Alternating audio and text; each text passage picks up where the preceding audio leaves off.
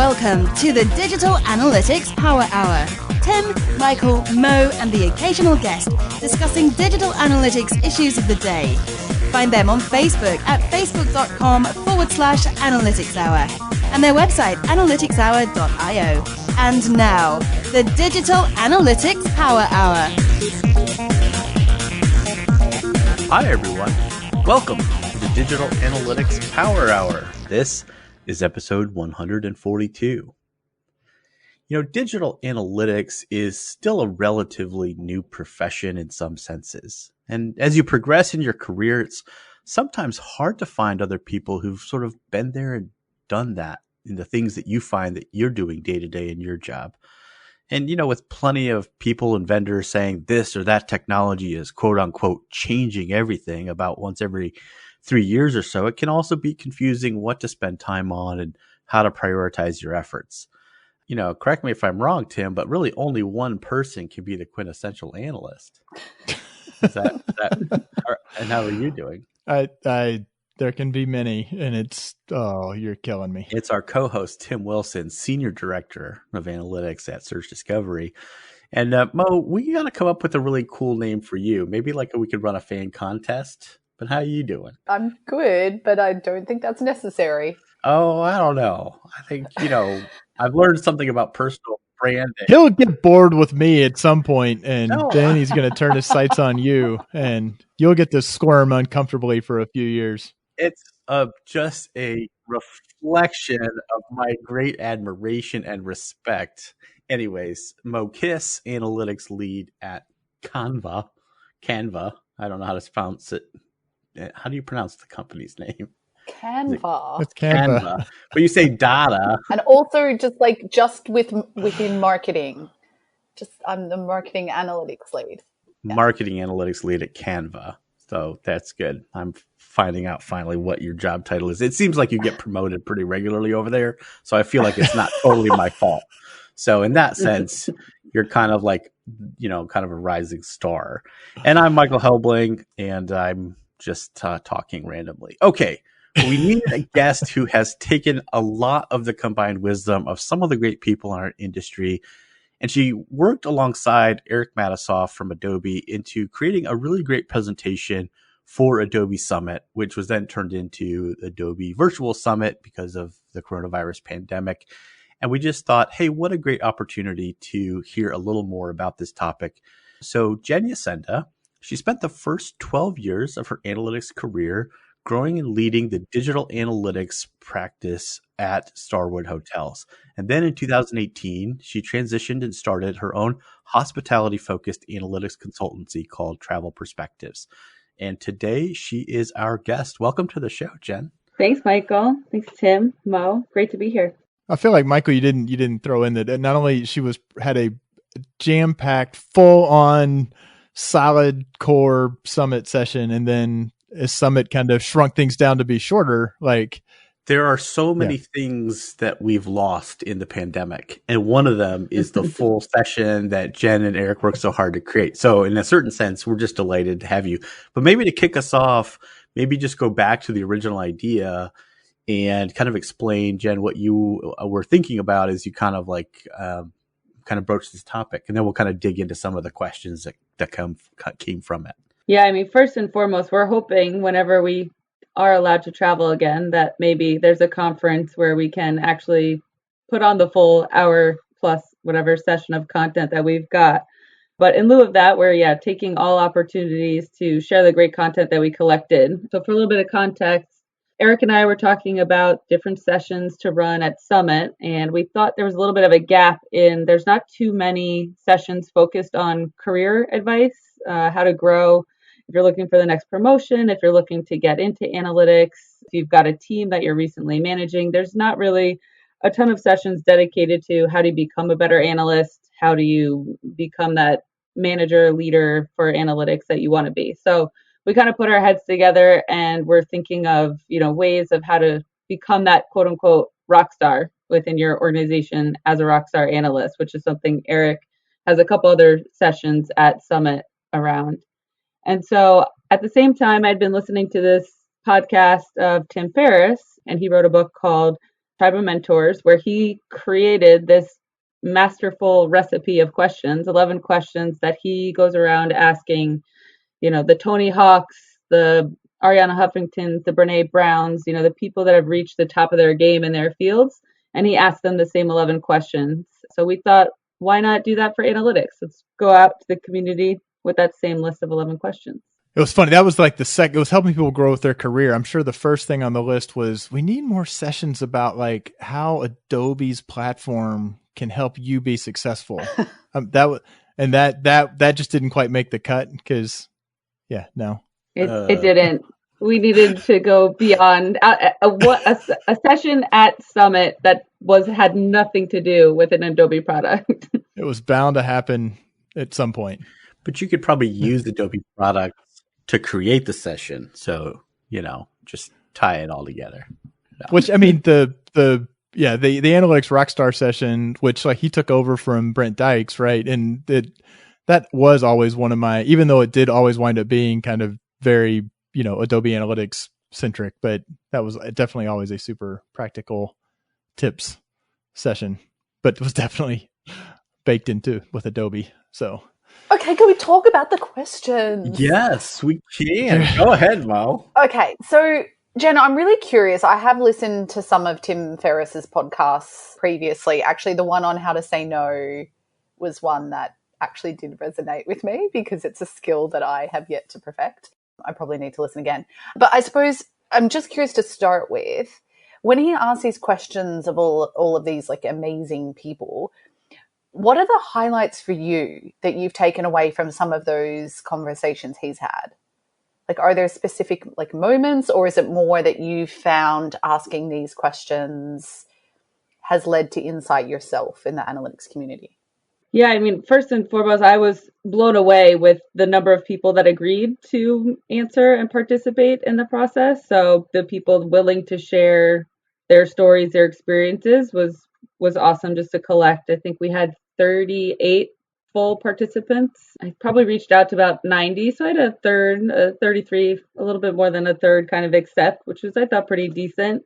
And then, compared to some of the questions that Tim Ferriss would ask, a lot of people got super personal with their responses. I think when Tim writing his book and, he's asking some of the most famous people in the world, I think they were kind of a little more straightforward. And then when I reached out to the analytics community, whether it was someone fighting, balancing motherhood with their career, or someone who was battling, depression or some mental challenges, they were very forthcoming with a lot of their answers and responses. And I was really touched to be on the receiving end of those answers. Well, didn't Tim Ferriss sort of set up like, and I haven't read the book, and I have to freely admit that like from the 4-hour work week on, I cannot stand Tim Ferriss. So, but am I right in thinking, from kind of reading about the book and watching kind of his video talk, he does kind of encourage people to say, these are the questions I was asking and why I was asking them. And does he kind of encourage people to go ask people in their lives those same questions? Or is he really just putting them out saying, I've asked these questions and gotten them from these famous people that I know, and just read my book? Yeah, it's more of the latter. And he kind of encourages, like, there's so many people that he interviews, and it's just kind of like you hop around, you jump around to different people and little nuggets that you get out of some of the success that they've had. One of my favorite responses, which during Corona time we're unable to do, but one of the investments, I will have to find the name, but he took flying trapeze lessons, and that was one of the investments that he said was profound impact on his life, just with a different perspective. That leap of faith with flying trapeze and the physical experience of it was something that really changed his perspective. So that's one that I added to my list from Tim. But yeah, the book is really just a manual that people can pick up at different points of their career and get inspiration from various people. And since this is an audio form, you held up the book. It's like a good 2 inches thick, but it's also like his promo video. He kind of waves it around a lot. And I'm like, yeah, that's a hefty tome. So Jen, have you answered all these questions yourself? I tried. I mean, that's kind of where I started. I tried to go through and answer the questions. That's where I was wondering whether or not it would fit as a conference, like if I could actually go out and collect these responses. And it was really hard to answer all 11. So when I went out to ask respondents for their answers, I said, look, answer 3 to 5, the questions that speak most to you. And Tim Ferriss does the same in his book. Not everyone answers all 11 questions. So it is quite difficult to answer all 11, but I tried for sure. So I feel like we haven't actually touched on it, what any of the questions are. Like, I know. Should we try like a rapid fire? We each get to pick a question and then like free association. Jen's like, and here was. Let's do it. Actually, I had one other setup question. Did you have anybody respond? Were there any responses where you thought, that seems like a terrible piece of advice and I would never share that? And I'm not going to ask you to share what that. That's the setup question. No, well, I mean, were there any where? Oh, you mean setting her up? I thought you meant like laying the foundation setup question. I was like, that's just cruel. No. Well, no, I'm curious because it's like, were there, right? Because we're all living our own life, and there are definitely people who have different opinions on things. To be honest, because it was a session or content that we were collecting that was going to prepare for a session, I wouldn't say that there was necessarily bad advice given, but I was definitely looking for themes to pull together into a presentation. So yeah, there was a lot of advice that didn't make it into the presentation, I will say, but a lot of it was also just more personal, less professional. So, it was hard to delineate. Yeah. Did anybody move markedly down in your opinion of them based on the collection? No. You don't have to answer that question. Do not answer that. It was more the people who chose not to answer I was a little more disappointed with, to not participate and just not get a response. It's like, all right. Mm-hmm. You know who you are out there. Next time Jen Yacenda sends you some questions to answer, you better get on it. And just to be fully transparent with our listeners, Tim and I both were respondents to some of these questions. So I think this is Tim fishing to find out whether or not Jen thinks less of him now that he's answered these questions. Okay, let's dive into this because we definitely have now fulfilled the banter requirement up front. So let's get into some of these. So I think the first question, I'll kind of do the question. Well, it doesn't matter how we do it. I'll just do this one and then you guys can jump in. So the first question that's in this is, what is the book or books you've given the most as a gift and why? Or what are 1 to 3 books that have greatly influenced your life?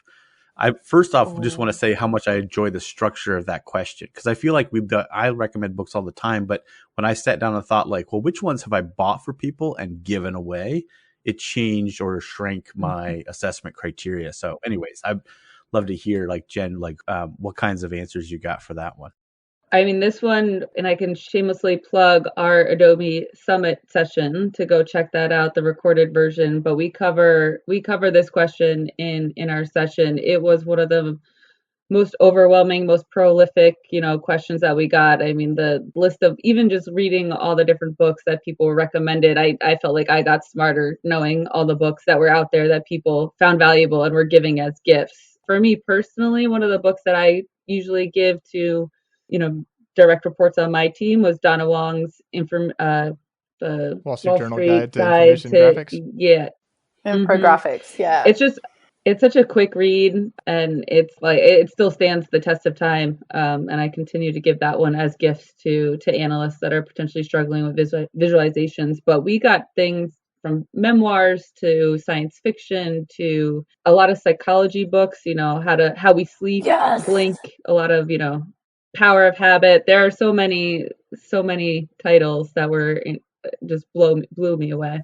How We Sleep. I love that book. That was just everybody wanted to prove to you that they actually everybody wanted to prove to you that they actually have read a book. I mean, that is one. There are times where I think that's the sort of thing where it's like, well, I read this book, and I don't know. There were definitely a couple that kind of bubbled up for me that were ones that I've read and were super impactful. I don't know about the Why We Sleep, except that it's brilliant. Matthew Walker. It's high on the list of books that I did not manage to finish, but I got the basic gist. You'll love the one that I said that I gave away the most, Tim, because Oh, I'm sure yours were. Oh, the Strengths Finder had to yes, be. StrengthsFinder Yeah. 2.0, because I gave to every single person on my team. So that was a book I gave away a lot. Fortunately, he had stopped that by the time I came to work. Yeah, for him. we shut all that down. But I'm pretty sure I'd already gotten 1 or 2 copies at past jobs as it was. So Yeah, I made sure somebody handed you a copy. I actually stole this idea from my sister, so I will begrudgingly give her credit for it. But the book that I buy the most to give to people is actually Emily Oster's book, Expecting Better. So anytime a friend says they're pregnant, I just give them the book. And it's like, here is some data so you don't have a bunch of people like freaking out and making your life awful, and you can make grown-up decisions on your own, like the very smart, capable woman you are. So my sister did that for all of her friends, and now I do the same. So yeah, the Kiss sisters are just bankrolling Emily Oster is the summary. But it's interesting too, because I think there's books that kind of like you give away, but then there's also books that you're like pretty influenced by. So it's sort of like those are almost 2 different categories. I don't know. Did people answer that way, or was I the only one? No, yeah, I think very few people answered it both ways. Most people answered it by books that influenced me the most. So Okay. we don't have a lot of book gifters. I'm a book gifter, so that's the way I answered it. I love to give books. So wait, so what book do you give away the most besides the Donna Wong book? That was the one for my team. And then another one that I've given often is Simon Sinek's Start With Why. Yes, that's a good book. Oh God, Tim's like eye rolling, like shit. I can't handle this. Oh, let's talk a little more about that, because that's really good.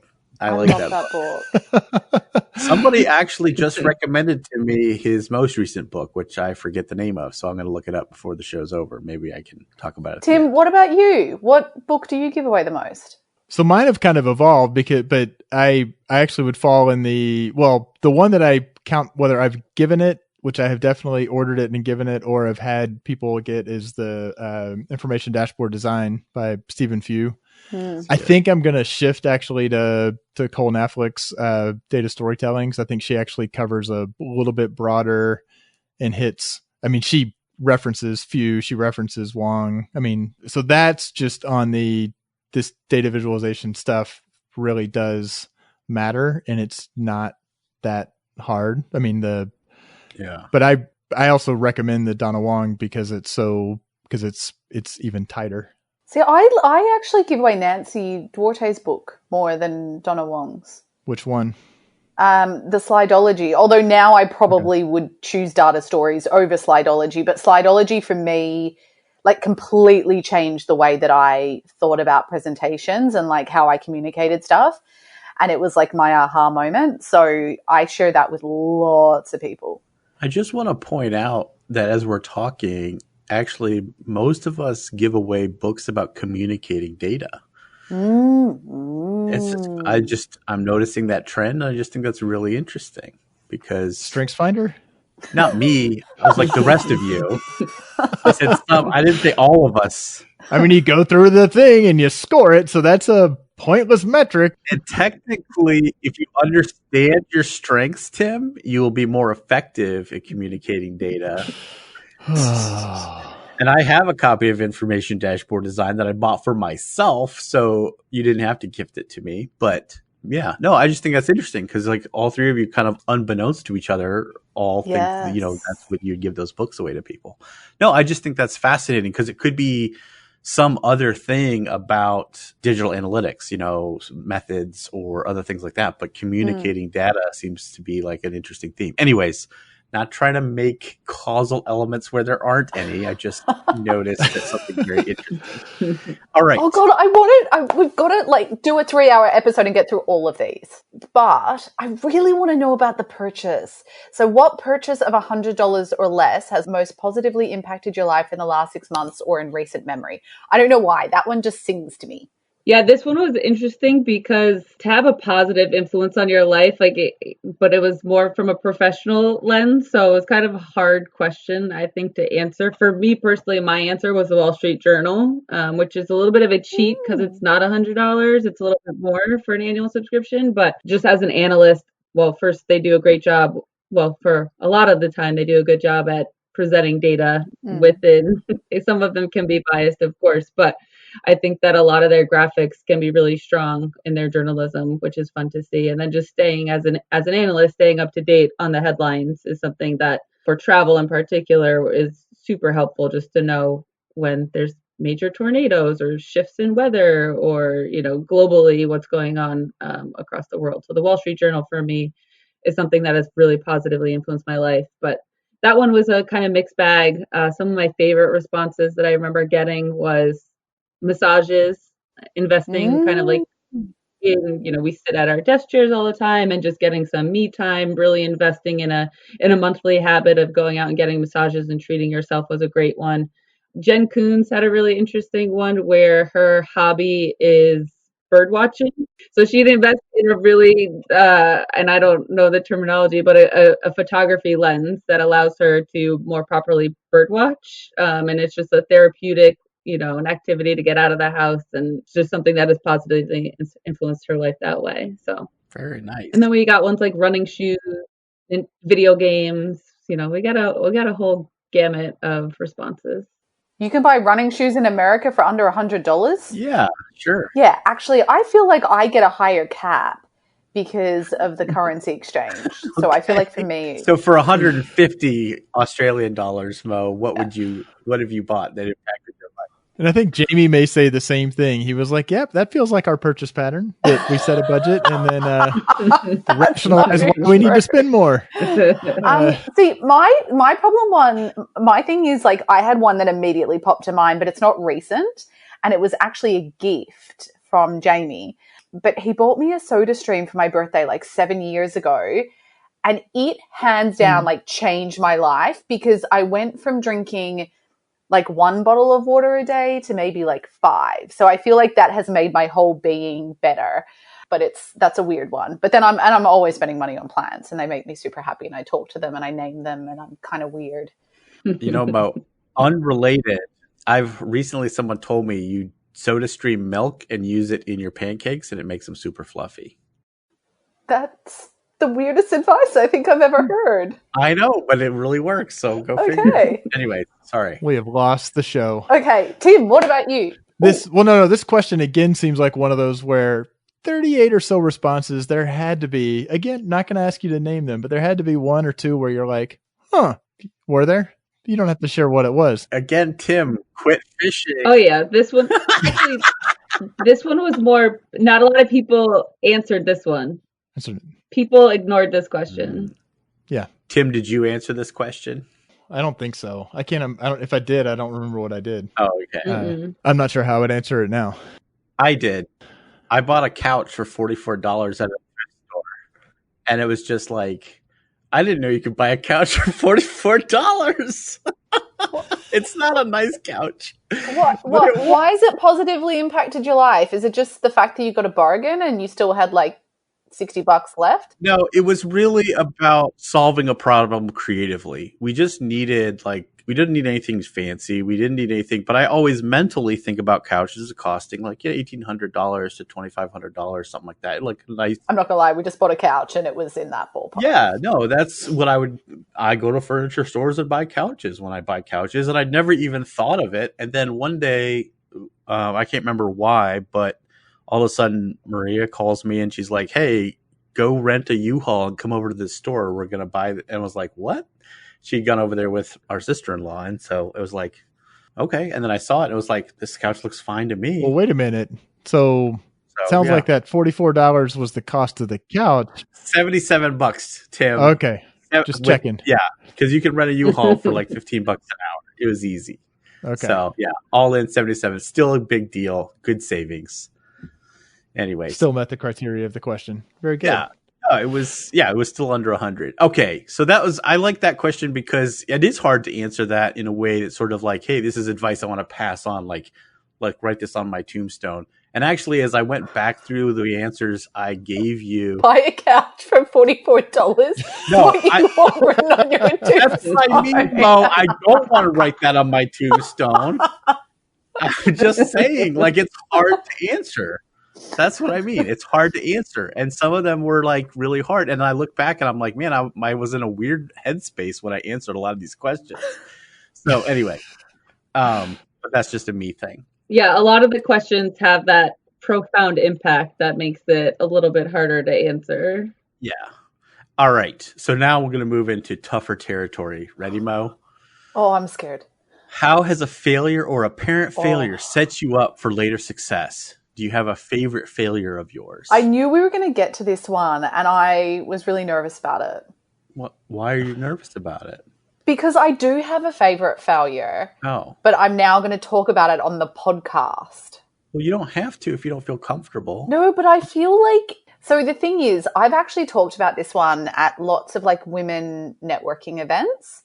And we actually did this question pretty much as an exercise. Like, what's a failure of yours? And like, I suppose, what did you learn from it? And for me, I got fired, which I never thought would happen in my whole fucking life. Like, I am not a get fired person, but it weirdly was the absolute best thing that's ever happened to me. And I learned a shit ton about the type of places I want to work, the places I don't want to work. Also, like the red flags, like, you know, when you're going through an interview process and there's red flags and you ignore them because you really want to leave your current job. Mm-hmm. And I ignored them. And I know now that would never, ever happen again because I realized like how wrong it was. But I was also so thankful to get fired because I think I wouldn't have quit and I would have been really, really unhappy for a very long period of time. So yeah, I don't know. It's weird because this moment that I feel like I should probably be ashamed of, I've ended up like being okay with. And yeah, I don't know. It's interesting. Tim, what's your favorite failure?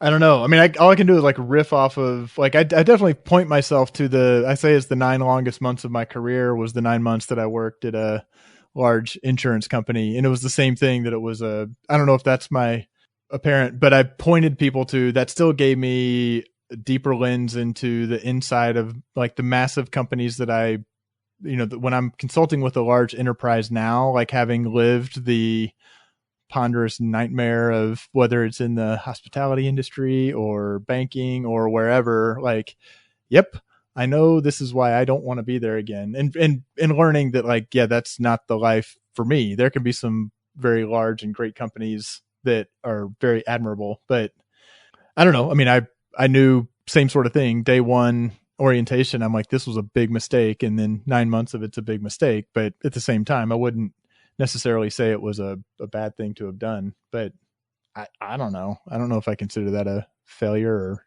just the reality of a career progression and trying to learn from it. Jen? My favorite failure was that I early on in my career, failed to ask for a promotion.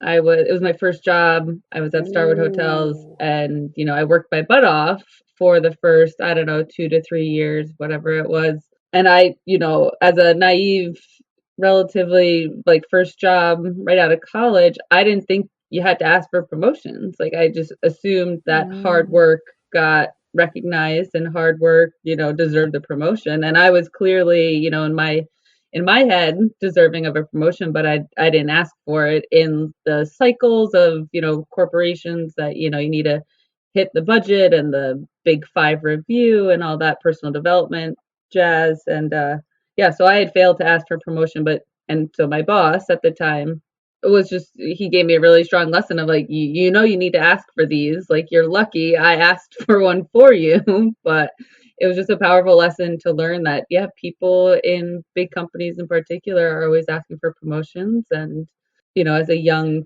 employee, I hadn't gotten to that yet. Yeah. Oh my God, that is amazing. Yeah. Like, what a huge lesson. Oh. So I continue to tell every single one of my direct reports, like, that's, the reality of big organizations, that's the reality of how to progress. And I'm no longer at a big company.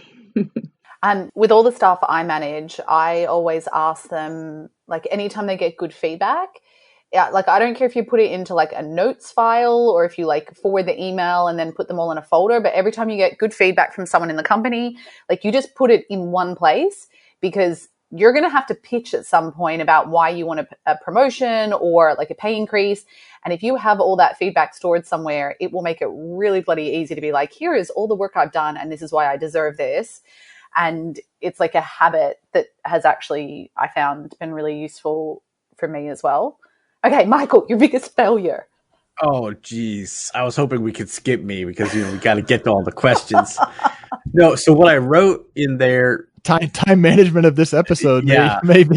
No, actually, Tim, I'm all over it. I wrote down our start time as we got going. We've all been going for a little over 30 minutes, so we're so good for moving on. All right. So, Mo, so you're not alone. I also was fired from one job, which I'm also not a get fired person typically. And it was a real moment of trying to figure out sort of, I think there's a lot of, in those moments, it's sort of like, well, they did the wrong thing, but it also forced me to say, well, how did you contribute to that? And kind of look inside myself to sort of say, well, the one thing you can change about that situation is just you. And so that's kind of what I did. And, it was probably the best thing that could have happened. In fact, I'm really positive it was, and actually the resulting years. But actually a better failure from earlier in my career was when I was just starting out doing consulting with WebTrend software, and I went to a client and there was installing it and setting up their reports, and they had given me a list of reports that they wanted created. And so I created those reports, and I still had a little extra time that day after setting some of those up. And so I was like, you know what? They'll probably want this report and a couple of these. So I set up some additional reports as well to give them some extra stuff. And I leave. A couple of weeks later, the account manager gets a phone call from the client. And I just happened to be sitting in her office talking to her when she listened to this voicemail. And it was the client calling and saying, hey, when Michael was out here, he set up like all these extra reports we really don't want or need. It's confusing a lot of people. Is there anyone that you could send back out here to fix this? Hopefully somebody different than Michael. And I was sitting there, and here's the worst part. There was no one else. I was the only analytics person in the company. So I had to go back out to that client and fix those mistakes. And the valuable lesson is really listen to what clients are asking from you and don't freelance on those kinds of things. I thought I was adding value, but really I was creating a problem for them. And so it's really important to think about, okay, what is it that they really need? And so I've tried to take that lesson to heart. So that was painful, going out and spending half a day at a company where I knew they did not want me there. They were like, we're both here because you have to be, and it's your fault that we're together. So, I feel like I should share that I've never been fired. I've been laid off from my first job ever, and I've had two bosses scream at me that they should fire me. Technically, Tim, I did not scream at you. No, I'm just kidding. I'm talking about the conversation you were having in your head. Yeah, that's right. That was the internal dialogue. Oh, you could hear that? Okay. Yeah. No. All right, let's keep going. Okay, this is such a good question, and it's going to take some explaining. So if you could have a gigantic billboard anywhere with anything on it, metaphorically speaking, getting a message out to millions or maybe billions, what would it say and why? And how many people answer? I'd like to know on a lot of these, what ballpark was this? A heavily answered, lightly answered, middle of the road answered question?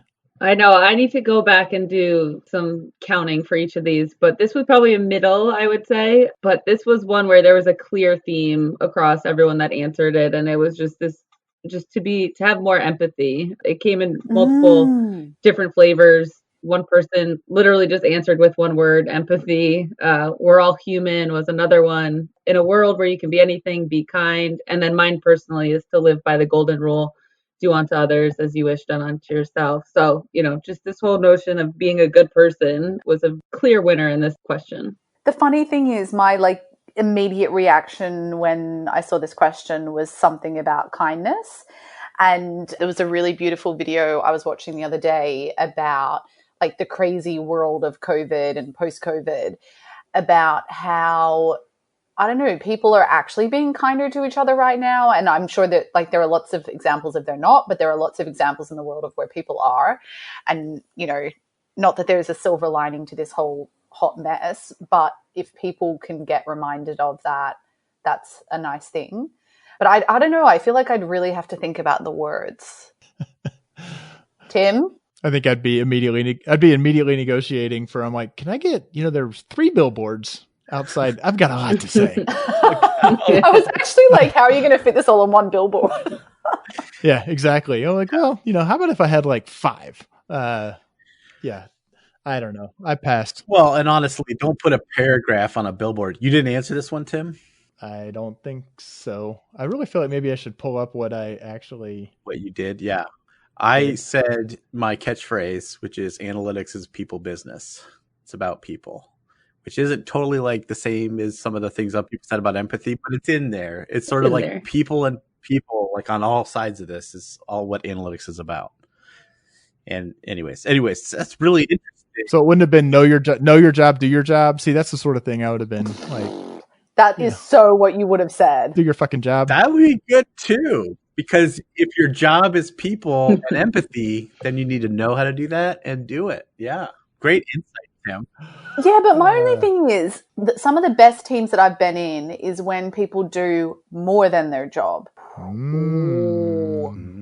Tim's like, no, just do your fucking job.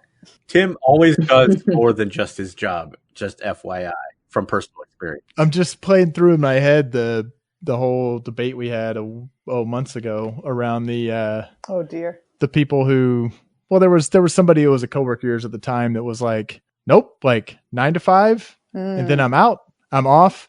And we were having it where I was like, well, you need to find your, like, if you find your passion, like, yeah, if you love what you're doing, if you love your work, it's not work sort of thing. I mean, that's a whole rabbit hole to go down, that if you don't find what you actually really enjoy doing, then yeah, you're going to be watching the clock and you're going to have a hard time. So know your job, but find the right job, I guess. Yeah. I don't know. I'm not a billboard kind of guy. Okay. Out of home. It's all digital these days. Okay, Jen, this one I need to talk about purely because I need to hear what other people said, because this is one I'm not good at. When you feel overwhelmed or unfocused or have lost your focus temporarily, what do you do? If helpful, what questions do you ask yourself? I so want to hear what people said to this. Yeah, this was a fun one, and we didn't get to this one in our presentation. There was 2 very distinct categories of people that emerged answering this question. There was either the group that decided that they needed to go sweat it out, go outside for a walk, go surfing, get some exercise, someone chops wood, anything to kind of get their physical kind of endorphins going was one camp. And then there was another camp of people that was, they're going to sit down and write it out and just, write a to-do list, write out what what the starting point is, like kind of more of like a project management type approach, was just to sit down and kind of word vomit what everything needs to get done before then reprioritizing, rearranging, and then tackling it. So that was like 2 very distinct camps of people. I was more on the write it out. Like if I'm getting overwhelmed and I need to refocus, I will just take the time to list out a to-do list just to get it all down on paper. And then, the physical kind of let's cross things off the list, that really helps me. +1 to that one. The funny thing is, when I write a paper to-do list, and I've actually told my team this because I want them to call me out on it. When I write a paper to-do list, that's where I'm really losing my shit. That's where I'm like so overwhelmed. I'm like freaking out. The list very quickly has like 30 small things on it. And one of my team members the other day, he's like the best person at like helping me. Every time he sees me do this, he's like, Mo, we've got our one-on-one now. We're going to end 15 minutes early. This is a one-on-one where I'm meant to be coaching him. He's like, we're going to end 15 minutes early. I want you to use those 15 minutes, go to Jira, put all your stuff in Jira and throw away your paper to-do list because you're like in the spiral. And I'm like, okay, all right, I'm going to do it. And so he like gives me the 15 minutes of my day back. I go to Jira, I put all my tickets in there properly and like the list gets done. And then I'm like back in the zone. And it's one of for me, like he was only able to do that because I told him what my spiral signs were. But now I'm so thankful because anytime he sees me do it, he like calls me out on it straight away.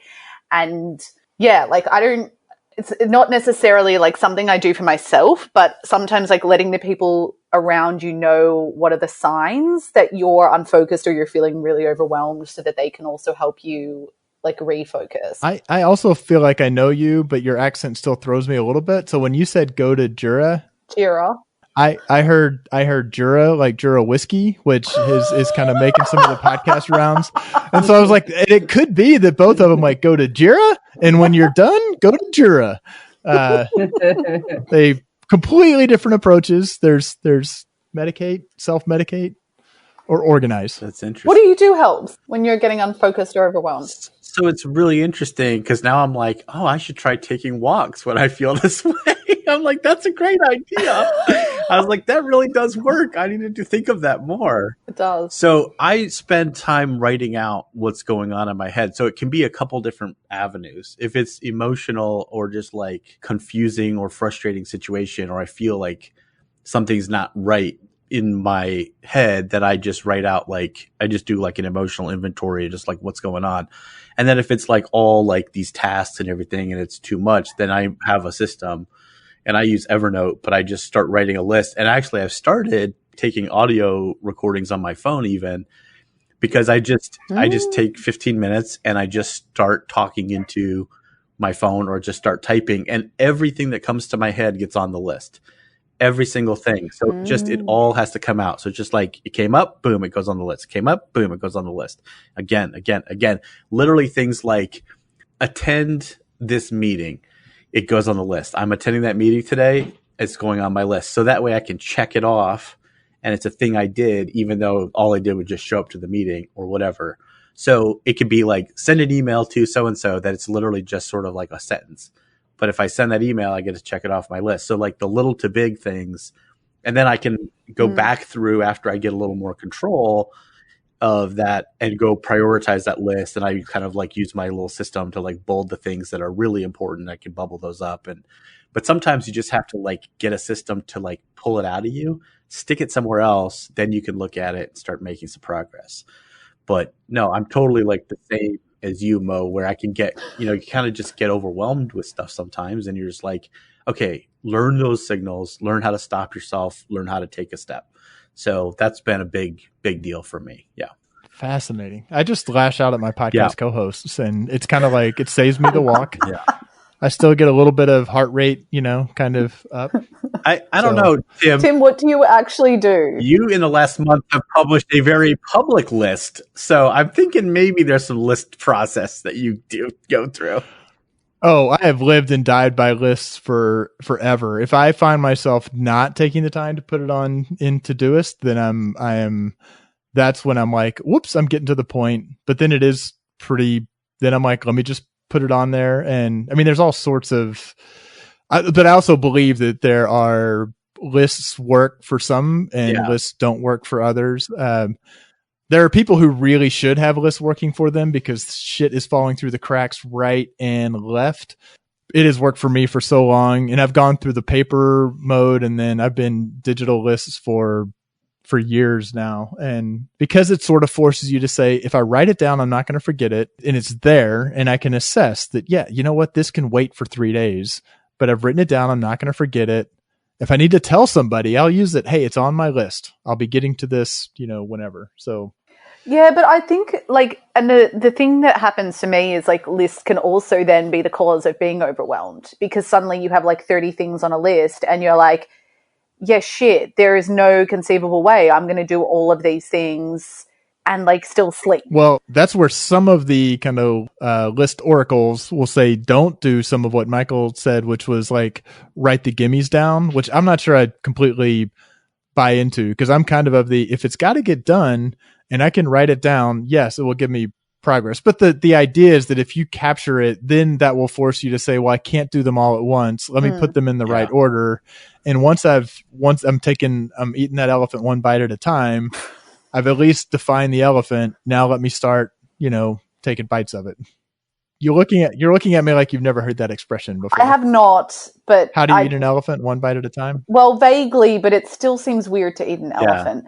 But for a while, I did do the important, urgent, not urgent quadrant, which works better for me, I find. But I think as a construct that actually works just to like remind myself. But there is the weird thing of defining important to who and urgent to who, because it's very easy to, I think as analysts, we're such pleasers that if somebody else, if it's urgent for them, we will make ourselves believe it is super important for them. And we'll just like assume that. And so I think putting that kind of construct around like, well, wait a minute, this person responds to me 4 to 7 days after I ask them anything. I'm pretty sure they asked me something they're not expecting an answer in 20 minutes. Yeah. So that actually dovetails really great into a different question, which is, in the last 5 years, what have you become better at saying no to? What new realizations and approaches helped? Any other tips? Because I think you kind of like connected that dot, Mo, when you're like, if it gets too many things on it, then what do you do? And that's an answer that I have, is sort of like, when I get it out of my head, it helps me see everything in the cold light of day and say, okay, we're not going to prioritize that because there simply isn't enough time, and I can make those choices. But anyways, I don't know who else wants to talk about that question. Jen, why don't you share? Did very many people answer this one? I was going to say, no, this was probably one of the ones that, and it kind of made sense that, asking analysts, that I think we struggle. All of us struggle with this one. We did not get a ton of responses. Some people are just, I have no problem saying no. I think the one thing that probably, one of my favorite answers, which I probably struggle with the most, is saying no to that one last drink, especially when you go to conferences or go to a happy hour. I end up staying, but there was one response that had a really great kind of, I've got a 9 p.m. curfew and that's it. I'm home. I have no problem with kind of just living with that kind of steadfast rule. And then the other kind of clear one, which is probably a little bit different now in COVID, is saying no to meetings. Michael, I think you were in the camp of saying no to meetings, and I don't know if you have a specific rule for what you say no to, but that was one of unnecessary meetings was one that a lot of people were aware of. But that's not really a how-to or how you develop it. It comes from this place of like having too much to do than you can possibly accomplish. And so like you literally have to force yourself to make decisions you sort of consider suboptimal in the moment. And so the way I talk about it is like learning how to build the capacity to disappoint people. Like, and I think, Tim, you're onto something, which is we don't want people to be upset with us. Like, I really want people to like me. I want to get on things. And as an analyst, I want to like get to your question and those kinds of things. And you got to space it out and time it out. I remember certain days in the midst of like growing the analytics practice of search discovery, and we were just growing at such a tremendous rate. I'd be on the elevator on the way up to the work in the office, and I'd literally be giving myself a pep talk. I'm going to go in there and I'm going to cancel these 3 meetings and I'm going to push those back and like I'd have to psych myself up because it was so hard for me. Luckily, I was alone in the elevator, just FYI. No one else was there. There's a crazy person on the elevator.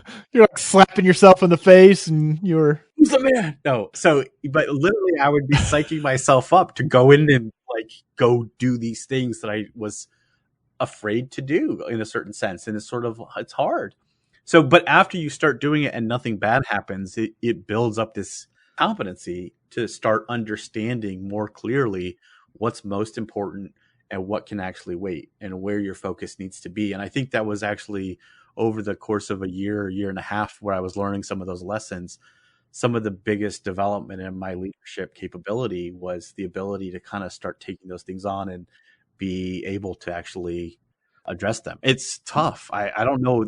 I feel like that one can be kind of the dangerous one because to me, I mean, I'm not good at saying no, and I'm not good at delivering, right at expectations. I want to go above and beyond. I think a lot of us are wired that way. But when I look at, when you hear those lectures of like, work smarter, not harder, like you shouldn't be, to me, I'm like, well, shit ton of my career is probably because I got interested in doing something. I really wanted to do it well, or somebody asked me if I could help. And yeah, I could have said no, half of the time, but some of those were professional development opportunities. I got to push myself. I got to do more. And so I haven't ever gotten asked for a promotion.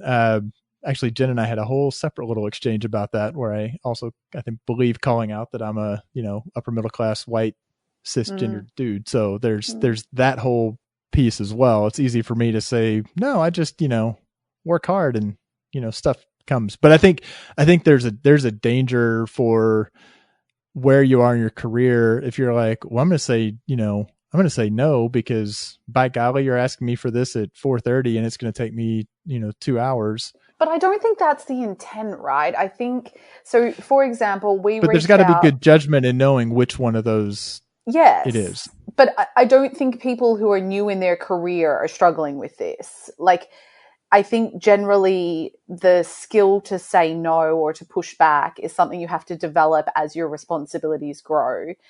And yeah, like we reached out to someone who like we'd love to have on the podcast at some point, and she was basically like, look, I'm working 5 days a week. I have 3 little kids. I don't have capacity for this right now. And I'm like, cool. I'm really glad that you told me that, because I agree. And like, I get asked to do stuff and I probably say no, maybe 10 or 20% of the time, where I'm just like, you know what? I don't have the brain power. I want to be able to do a good job of whatever it is that you've invited me to do. And I don't have the bandwidth to do that right now. And I'm going to say no. And I could say yes to every single opportunity, but I also would do some of them at a really, I do a really shitty job at them, which Jen's thinking right now. She was like, son of a, I could have said no. Son of a, and I did the questions. What the hell? We're so glad you didn't realize you had that option. No, this is a no-brainer. I would never say no. Okay, we're out of time. We've got to start wrapping up, but here's one last question. Only Jen is allowed to answer. Here it goes. This is just the way it is. That's sometimes my job is to disappoint people. Sometimes no. No, but okay, people, if you really like this topic, let us know, because I'd be happy to do a whole nother hour on the other 6 questions we haven't even gotten to. So this is the one that I would love for Jen, you just to give a little bit of some of the advice, because I think it'll be applicable. What advice would you give to a smart, driven college student or junior analyst about to enter the real world, quote unquote? What advice should they ignore also? I would say we didn't get so much of the advice to ignore answers. There were actually a ton of themes that popped up on this one of just reoccurring. People had a lot of great advice to share, which was great. 2 of my personal favorites I will share. One is careers are not linear. That was a theme of just letting, early, students entering the workforce, letting them know that, there's no clear, correct path for a career. So that's just, a lesson that I don't think coming out of college, a lot of kids know there's certain expectations that they want to live up to with their jobs and careers. So that was a good takeaway. And then the other one is always be learning. That came through in a lot of answers of just always looking for opportunities to continue to build your own skill set. And, Tim, this comes naturally for him, but being able to do things that aren't necessarily expected of you, and just finding opportunities if someone doesn't know how to do something, especially when they're young and motivated and hungry, that there's tons of learning opportunities out there to be impactful within a new organization, new career. And then you can also find what you may not realize that you love to do. You could find things by accident that way as well. Awesome. Nice. Good job, Michael. Figuring out the question to wrap on. I do this is like a thing I'm I'm just kidding. It was dumb luck, but I figured it'd probably have a pretty awesome answer. Thank you so much, Jen. That's a perfect example of questions. Like, we just collected so much great advice. It was really fun trying to distill it. And now even in this podcast format, just being able to share some of those answers, it's rewarding. So thank you for that opportunity. That question 8 was a good one. All right, we've got to start to wrap up. And again, really awesome conversation. And I think all the engagement that we're having hopefully will transfer over to all of you listening. One of the things we do on the show is called the last call. We go around the horn and just talk about something we found interesting that we think might be of interest to our listeners. And Jen, you're our guest. Do you have a last call you'd like to share?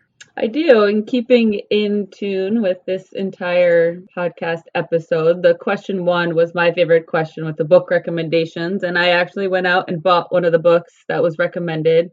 It's called The Personal MBA by Josh Kaufman. And it's essentially a condensed MBA in a book. It's a very awesome guide to everything between sales and marketing, everything that you would typically learn in a business school setting without the business school price tag. And it's just a different way to look at, whether or not it's worth the investment for the higher education, which is also very timely given the current state of education and everything moving online. So it's a great read, very easy, just to help highlight what you do and don't know about how businesses run. Outstanding. All right, Mo, what about you? What's your last call? Big shock, have a weird one. So I'm doing a throwback to episode 96 with Lizzie Allen, which was all about how we learn. So one of the reasons I'm telling you all this is so you can hold me accountable. The other reason is because I want to encourage other people to do it. But Lizzie's argument was that basically it was very similar. Like, you don't need extra qualifications. You just need to build out your portfolio of work, which for analysts can be a public GitHub. So one of the goals that I've set myself for the next quarter, literally last night at 6 p.m., was that there's a piece of code I've been working on, and it's like a mistake that I have made probably 30 or 40 times. It's not a mistake. Technically, the code works, but it's more just like, I know it's hugely inefficient. And so by the end of the season, I want to fix that problem and have the code on GitHub public. So you'll all know whether or not I actually achieve my goal. But I'm also just putting this as a last call, I guess, to encourage other people to make the same commitment. And then it will also help, I guess, share some of our code so other people know how to do stuff. I just stood up GitHub pages on Netlify over the weekend. Oh, boy. But, yeah, Tim, what's your last call? So I now have the great fortune to get to work with Corey Underwood. And he, and I know he did this in a very compressed amount of time, but he wrote on LinkedIn a 50 things I believe about MarTech. And it is just like, it's a little 50-point listicle. And it opens with anything that includes with a single line of JavaScript in the marketing material likely isn't being fully honest, which like we've all like, you're like, okay, that's good. That's solid. We all kind of know that, but it just has there are little like couplets and triads. I think one of my favorite, like 15, 16, and 17 are anything dealing with the concept of time is likely to be buggy on release. 16 is any bugs related to the concept of time are likely to be difficult to find. And then 17 is any bugs related to the concept of time are likely difficult to explain. So the whole thing is kind of, and it bounces kind of, broad and very, very narrow, but as an analyst and knowing that Corey, like for a while now, is kind of like knows browser tech inside and out. And he's kind of been on the dev side, but definitely has a foot in analytics. And it's a quick and fun little read. I swear you were going to say delightful, but Nothing anyway. is delightful to Tim. It is delightful as well. Michael, what's yours? So my last call, I have a couple, but we should just start with about a month ago, Tim Wilson made a list of 50 things I believe about analytics, which was the inspiration for Corey's list that Tim just talked about. So if you're going to read Corey's, you should definitely read Tim's. Tim, you're only wrong about a few of them, so that's pretty exciting. And when I did add a number 51, which was go read Corey's list on market. Fair enough. But actually, the thing that's been banging around my head as we prep for this episode, and I was thinking about it, was there's a really famous column by a journalist named Mary Schmick. Schmick, I don't know how to say her name. Sorry, Mary, if you ever hear this, which you probably won't. She wrote, it's basically sort of like a commencement address if she was going to give a commencement address. And it was put to music and spoken word by Baz Luhrmann, an Aussie. And so probably most people are familiar with him saying this. It's just the Wear Sunscreen song, basically, is what it became known as. It was actually kind of a hit in like Ireland and the UK and stuff. Anyways, this is a very excellent sort of advice column, I guess, if you were going to give people graduating advice. Anyways, it was kind of going through my head because of the topic of this podcast. So that's also my last call. If you have not heard that, check out both the column by Mary Schmidt and also I'm pretty sure we can find on YouTube a copy of the Baz Luhrmann spoken word of the same thing, which is interesting because I actually thought it was for the longest time a commencement address, but it turns out it was a column instead. Okay, you've probably been listening and thinking, hey, I want to think through some of these things, or I'd love to react to some of those, and we would love to hear from you. And the best ways to do that is to reach out to us. You can reach us on our Twitter account. You could reach us on the Measure Slack. You could reach us on our LinkedIn page. And Jen, you're on Measure Slack, right? Yes. Okay, I thought so. I was like, I'm pretty sure. I think I've talked to you on the Measure Slack before, so I was like, I'm pretty sure you are. Anyway, so you can reach out to Jen too, and certainly if you do. And if you haven't yet, go back to, I believe the content's still available at the Adobe Virtual Summit. You should definitely go take the time to go listen to that because you also get some of Eric's Matisoff's perspectives, which are also really excellent. So still great use of your time. Jen, we can't thank you enough. Thank you so much for coming on the show. Now that you know that you could have said no to this, we're even more thankful that you said yes. Yeah, that round two for the other 6 questions is going to be tough. But seriously, thank you so much. I really appreciate it. Sign me up for round 2. And all the work that you put into getting all these questions and finding this advice. It's actually really great content. We really appreciate you putting that effort into it. Also, we always want to mention our show producer, Josh Crowhurst, who does such a fine job, and we are super thankful for his efforts. And I know I speak for both of my co-hosts, Mo Kiss and Tim Wilson, when I say, no matter what questions in life you're answering right now, just keep analyzing.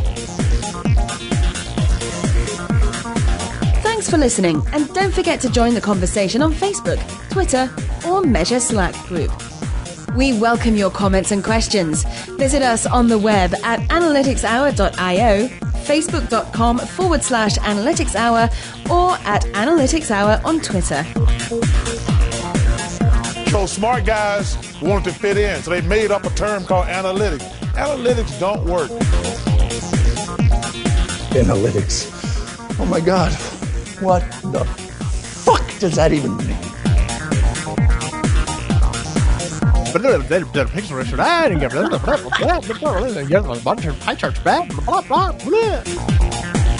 ever change agendas on Tim at the last minute. You really sound like you've moved past that You've episode. moved on. Yeah. No, I sense no residual emotion at all. Oh, and Tim, thanks for... Was it you? You were... Who the fuck I am? I don't even know what day it is. I don't know what day it is for you either, Mo.